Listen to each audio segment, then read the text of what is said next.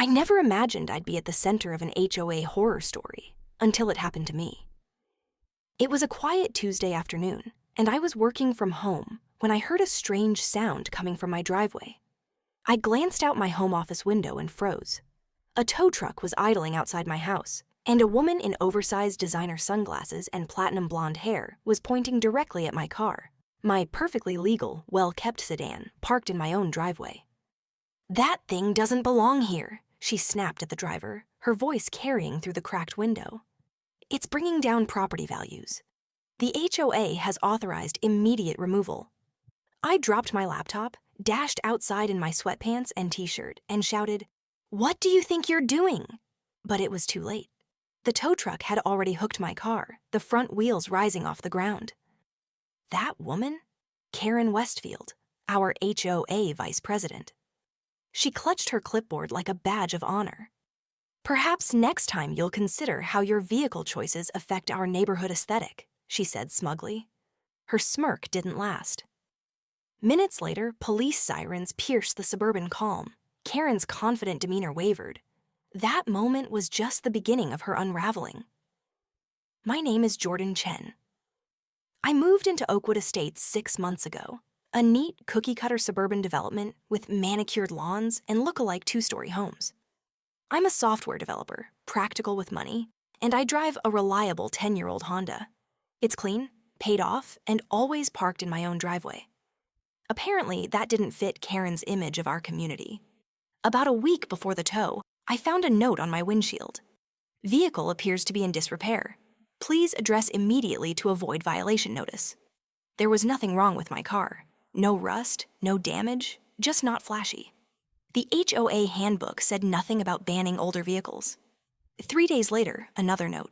"Final warning. Vehicle is an eyesore and diminishes neighborhood property values. Removal pending within 48 hours. It was signed by Karen, complete with her title, as if that gave it legal weight. I didn't take it seriously. Who tows a car from a private driveway for not being luxurious enough? The next day, after my car was taken, I was livid. I had to Uber to the tow yard across town, where they charged me a $200 emergency removal fee. When I asked who authorized it, the clerk said, "The HOA." But when I requested documentation, they couldn't produce it. No violation notice, no approval form, just a vague reference to a call from Karen. I paid to retrieve my car, but not before snapping photos and collecting a receipt that noted the missing paperwork. Something was off. Back home, I knocked on my neighbor Dave's door. Retired, tech-savvy, and always helpful, Dave had security cameras facing part of my driveway. "Did your cameras catch anything weird yesterday?" I asked. "You bet," Dave replied. That Westfield woman was running the whole show like a Broadway director. "Come on in, I've got the footage." And sure enough, there she was. Karen, strutting up to my car, snapping photos, scribbling notes, then summoning the tow truck.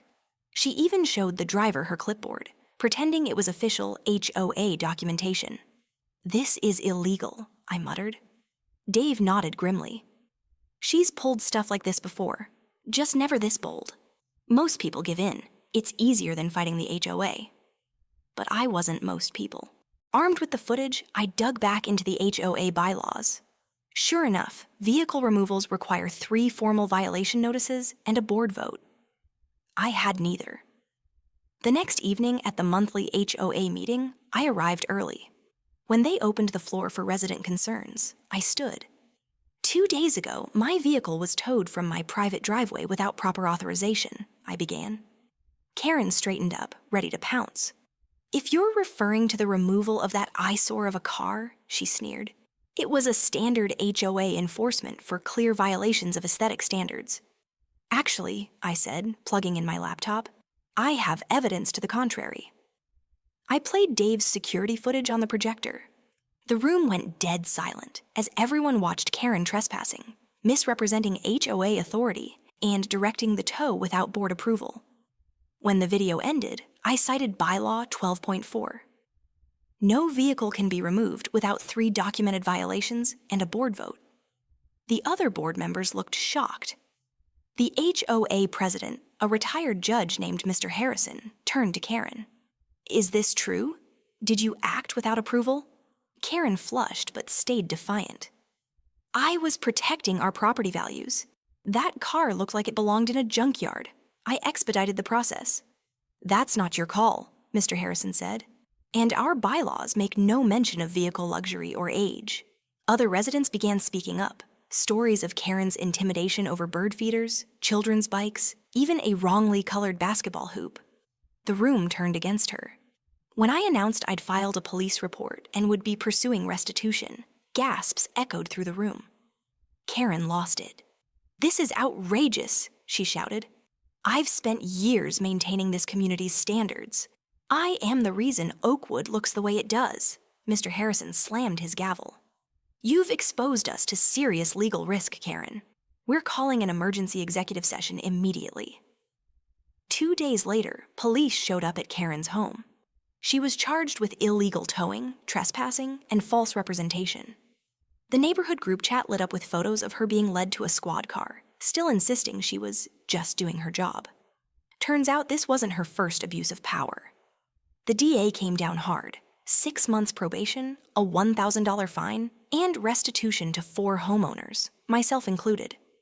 At the emergency HOA board meeting, Karen was unanimously removed from her position. As she gathered her things, red-faced and fuming, she turned to me and said, I hope you're happy. You destroyed everything I worked for. I smiled.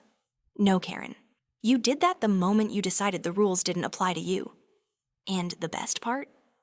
During a post-incident review of HOA violations, it turned out Karen's fancy SUV broke 3 of them: illegal paint color, excessive noise from a modified exhaust, and partially blocking the sidewalk. So yes, my eyesore of a sedan, still parked in my driveway.